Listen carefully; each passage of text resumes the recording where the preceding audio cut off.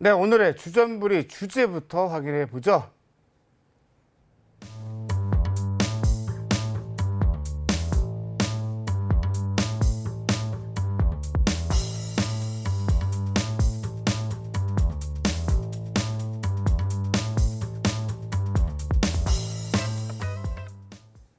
네, 테슬라 급락에 2차 전지주들이 흔들린 것이냐, 아니면 시장이 조정 나올 자리였기 때문에 조정인 것이냐, 아니면 윤 대통령의 발언 때문에 시장 분위기가 암울해지면서 조정이 나온 것이냐 매우 궁금합니다.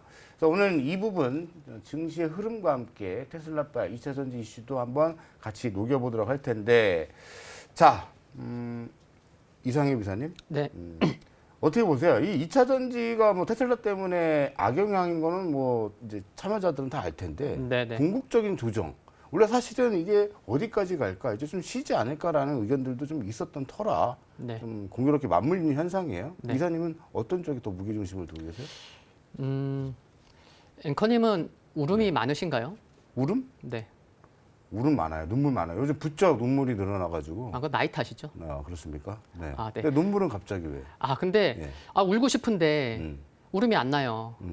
그러면 이제 뺨 좀 때려줘. 그러면 이제 그런 거죠, 이제.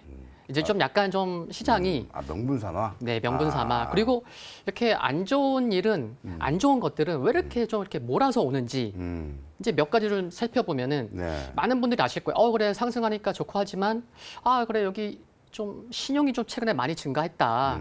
요거 좀 어떻게 좀 해결될까라고 이제 생각하는 분들도 많으셨을 텐데 예. 코스피의 시가총액이 현재 2,100조고 코스닥의 시가총액이 코스닥 시장이요. 410조. 코스닥이 코스피 대비해서 시가총액이 5분의 1이죠. 네. 근데 신용은 더 많아요.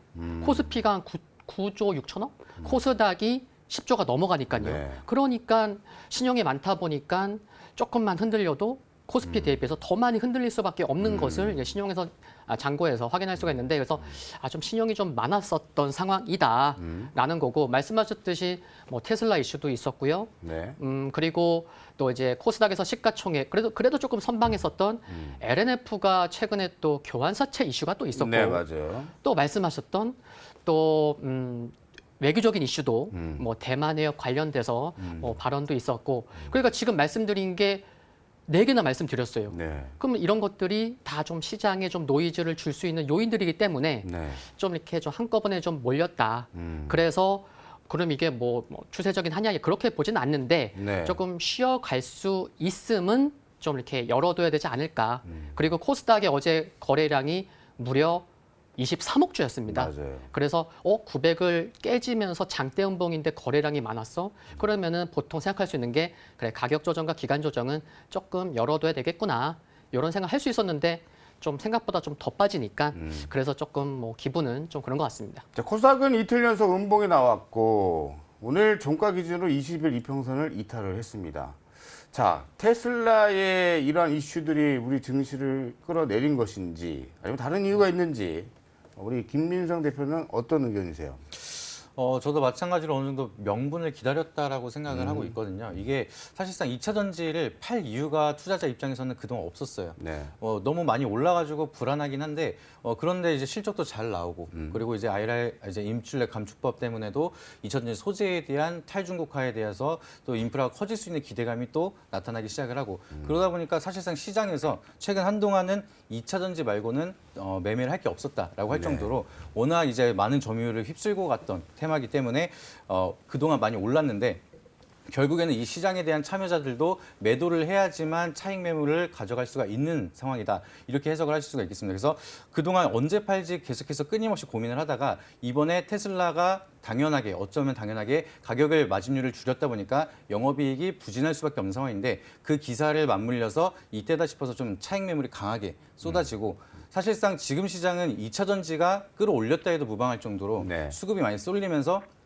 증시를 강하게 이끌어갔던 흐름이 있습니다. 근데 아무래도 2차 전지가 차익 매물이 나타나다 보니까 시장이 조정을 받는 거는 어떻게 보면 당연한 흐름이다라고 보실 수가 있겠고 이런 흐름이 좀 어느 정도 안정화가 되기 시작을 하면은 이 자금들이 아예 시장 밖으로 이탈하지 않고 순환매가 나타난다라고 하면은 금방 또 안정화가 될 수 있는 흐름은 보여질 거다라고 좀 판단하고 있습니다. 좋습니다. 그러면 테슬라 이슈로 인해서 명분 찾기 이때다 싶어서 이제 조정이 나온다는 두 분의 의견은 이제 공통되는 것 같아요. 네. 그럼 제가 한번 질문 드려볼게요.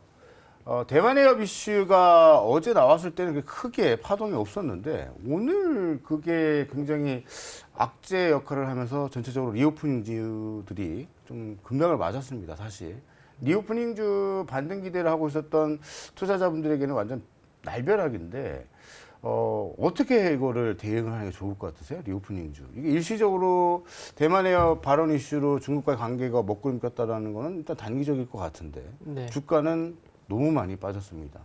예, 화장품주가 대표적이죠. 네. 뭐 파라다이스 마찬가지고요. 어떻게 볼까요? 일단은 시장 자체가 이제 중국 관련된 이슈는 조금 신뢰도가 많이 떨어지고 있다라고 좀 보면 좋을 것 같습니다. 특히나 화장품은 아직까지도 중국 시장에 대한 의존도가 워낙 깊다 보니까 중국에 대한 이슈가 조금 나타나기 시작을 하면은 화장품주부터 많이 좀 차익 매물이 쏟아지는 게 일반적인 현상이다. 최근 들어의 좀 그런 흐름이다라고 많이 보실 수가 있는데 제가 봤을 때는 회복하는 데는 조금 시간이 걸릴 수가 있을 것 같고요. 지금 미국이랑 중국이랑도 계속해서 분쟁이 계속 이어지면서 탈중국화를 시키려고 하는 많은 노력이 나타나고 있습니다. 그래서 우리 대한민국 같은 경우에도 이거를 어느 정도 눈치를 봐야 되는 상황이고 최근 들어서 뭐 한한령 해제에 대한 기대감까지 나타났던 맞아요. 좋은 흐름이었는데 여기서 어느 정도 우리가 적극적인 포지션을 잡기에는 어렵다 보니까 일단은 투자가 꺼려지는 상황이 지속될 수밖에 없다. 저는 이렇게 좀 판단하고 있어서 어느 정도 시간을 두고 지켜봐야 되는 산업이다. 좀 이렇게 말씀을 드릴게요. 단기적으로는 악재이기 때문에 어쩔 수 없이 끌려 내려가는 흐름은 이어질 것 같다는 의견이신데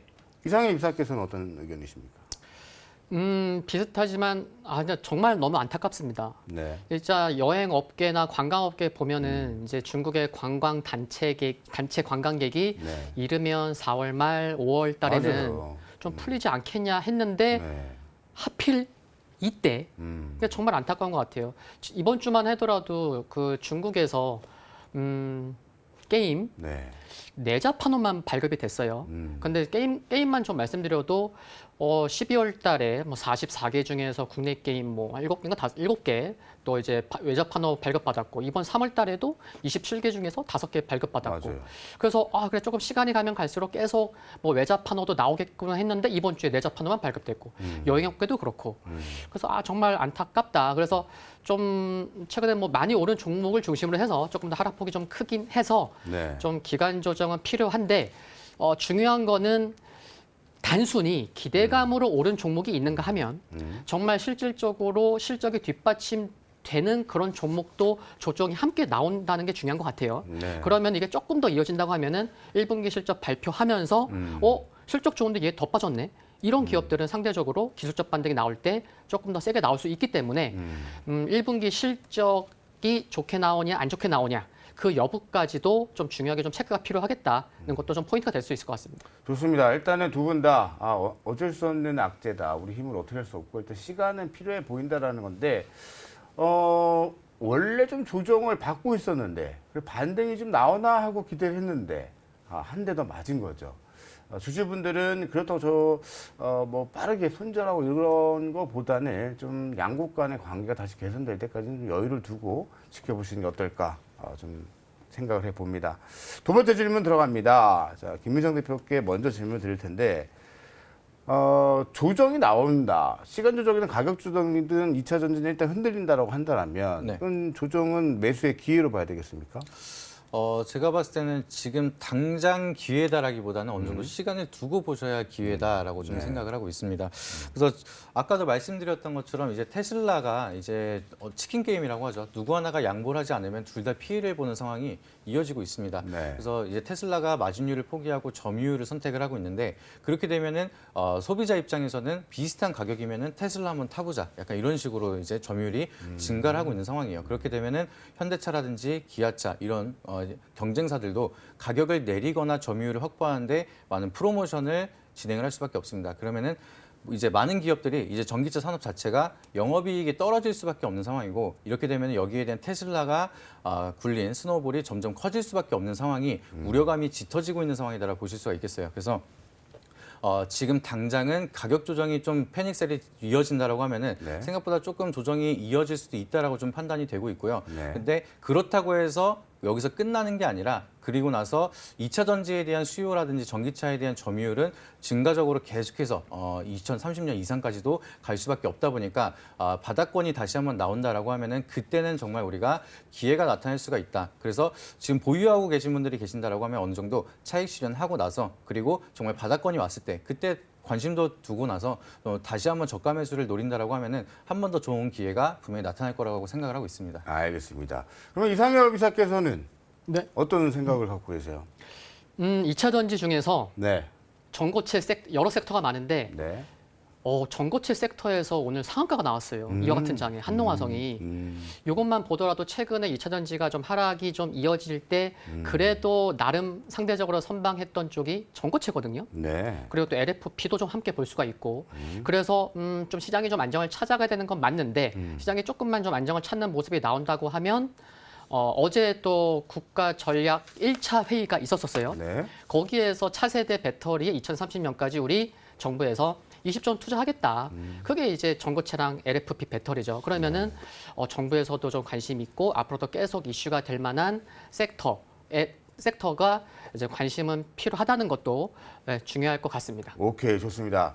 자, 그러면 조정은 어디까지 나올지, 아니 길게 나올지, 내일부터 당장에 또, 내일이 아니죠. 다음 주에 또 반등이 시작될지는 그 누구도 알 수 없지만 끝나지 않은 트렌드는 맞다. 그러나 조정을 나온다라면 조정 시기에 잘 우리가 대응을 잘해야 될 텐데, 그러면 직접적으로 제가 직설적으로 말씀을 드려보면 조정이 나왔다 치고 뭐 짧게 나올지 뭐 얼마 나올지 모르겠지만 나온다라면 나는 이 종목을 노려볼 거다. 내 마음속에 원탑을 한번 여쭤보겠습니다. 먼저 이상희 이사께 먼저 여쭤볼게요. 내 마음속에 원탑.